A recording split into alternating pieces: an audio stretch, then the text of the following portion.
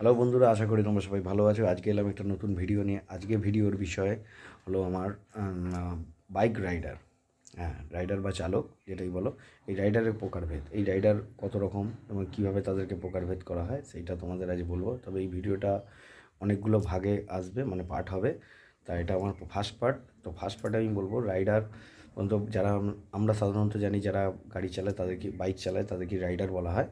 তো এই রাইডারদের মধ্যে ভাগ আছে। একটা হচ্ছে নর্মাল রাইডার, যারা কাজের সূত্রে নর্মালিভাবে বাইক চালায়, মানে আশেপাশে বা এরিয়া। আর একটা হচ্ছে ছাপড়ি রাইডার। আর একটা হচ্ছে রাইডার যাদেরকে বলা হয় প্রো রাইডার, মানে আর একটা হচ্ছে প্রফেশনাল রাইডার।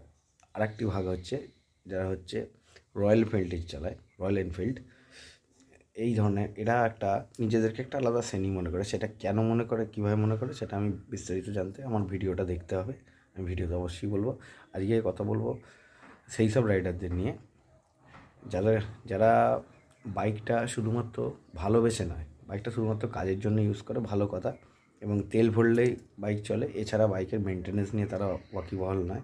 তারা এটাই চিন্তা করে যত কম তেল খায় সেই বাইক তাদের কাছে ভালো। তারা বাইকের গুণগত মান বা বাইকের পারফরমেন্স নিয়ে চিন্তাভাবনা বদার নয়।